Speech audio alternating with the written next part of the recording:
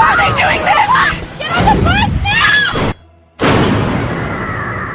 Olá amigos, tudo ok? Tudo bem com vocês? Sejam todos bem-vindos ao Toy História. Hoje vou abordar novamente o tema sobre Inquisição Protestante na Europa. Uma das consequências mais importantes da Reforma e Contra-Reforma foi a eclosão do movimento protestante, que culminou com uma grande perseguição tanto de católicos por protestantes quanto destes por católicos. Na Inglaterra surgiu esse movimento que se assemelhava aos da Santa Inquisição, mas que, por conta da violência nos protestos contra a cúpula da Igreja Católica, fez com que esse movimento ficasse conhecido como Inquisição Protestante. Em 1510, o príncipe Henrique subiu ao poder na Inglaterra, tornando-se Henrique VIII após a morte de seu pai, Henrique VII. Henrique VIII, o novo rei, casou-se com Catarina de Aragão, sua cunhada. Os dois eram católicos. Catarina era devota de vários santos, praticante e muito fervorosa. Para se ter uma ideia, ela era filha dos reis católicos Fernando de Aragão e Isabel de Castela. Foram eles que implantaram na Espanha uma Inquisição católica que perseguiu e matou dezenas de judeus e muçulmanos que não se converteram ao catolicismo. Os conhecidos cristãos novos. O rei Henrique queria muito ter um filho para, no futuro, dar sucessão ao trono da Inglaterra. Após algumas tentativas e vários abortos, Catarina engravida e, ao invés do herdeiro esperado, nasce uma menina, Maria Tudor. O rei impaciente tentaria mais algumas vezes um filho varão. Sem sucesso, ele acreditou que estava sendo amaldiçoado por Deus por ter se casado com a esposa do seu falecido irmão Arthur. Bom, com ou sem maldição, o fato é que Henrique desacursoou do casamento com Catarina e passou a desprezá-la por ela não lhe dar um filho homem. Além dos casos de adultério, ele se apaixonou perdidamente por Ana Bolena, uma jovem da corte, atraente e astuta que se torna sua amante. Agora era a chance que ele tinha de ter um filho homem, mas com a amante o filho seria um bastardo e isso não resolvia o problema da sucessão. Então ele vai ao Papa Clemente VII e pede a anulação do casamento com Catarina, para assim se casar com Ana. Mas o Papa não aceitou o divórcio e ainda deu um esculacho no rei. Depois de inúmeras tentativas de anular o casamento, Henrique rompe com a Igreja Católica Apostólica de Roma. Em seguida, manda prender Catarina em um castelo, onde ela viria a morrer algum tempo depois de tristeza, solidão e desgosto. Do casamento com Ana Bolena nasce Isabel, ou Elizabeth. Algum tempo depois, Ana Bolena foi decapitada a mando de Henrique, o rei.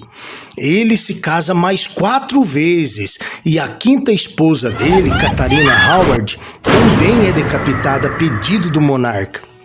A partir de 1534, foi implantado na Inglaterra um modelo de cristianismo protestante baseado nos preceitos e dogmas do reformista João Calvino. Na verdade, Henrique não seria quem de fato trouxe o anglicanismo para a Inglaterra, e não foi apenas a não aceitação do divórcio pelo Papa que levou Henrique VIII a romper com a Igreja Católica. O problema de ordem religiosa e econômica já vinha de tempos.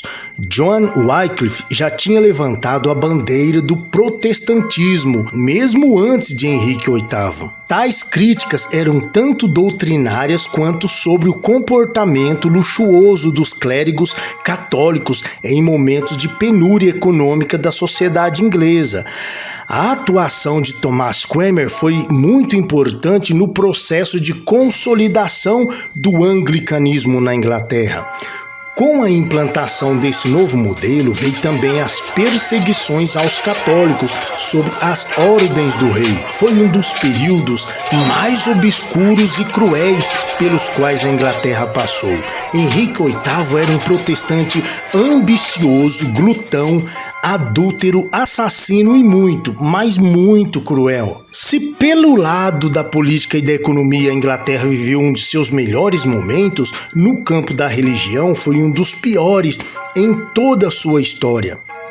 Uma onda de perseguição e assassinatos se seguiram. Aqueles que de alguma forma discordassem com o modelo de governo do rei, com as ideias do soberano, eram caçados, presos e decapitados.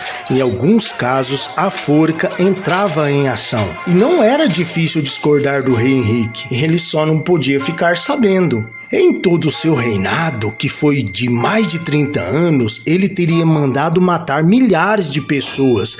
Mais de 900 bispos, padres e monges católicos foram perseguidos e mortos.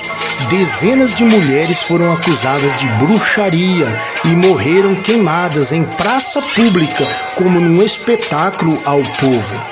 Henrique mandou confiscar todos os bens da Igreja Católica, principalmente as terras dos mosteiros que foram vendidas a vários nobres, aos comerciantes, fazendeiros e amigos do rei. Os católicos ingleses que sobreviveram à carnificina tiveram que mudar para outros países europeus, deixando para trás toda a sua riqueza, os bens que eles conseguiram adquirir por dezenas de anos.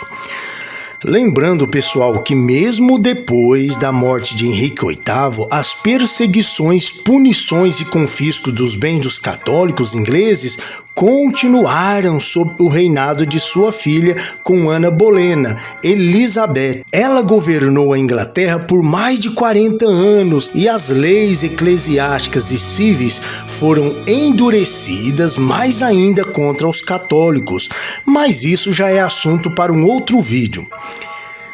Encerrando aqui, pessoal, sobre a Inquisição Protestante na Inglaterra, eu espero que vocês tenham entendido bem que, legal e oficialmente, a Inquisição Protestante não existiu, mas ficou assim conhecida e denominada porque os movimentos e levantes contra os católicos ingleses produziram um número incontáveis de vítimas em todo o Reino Unido.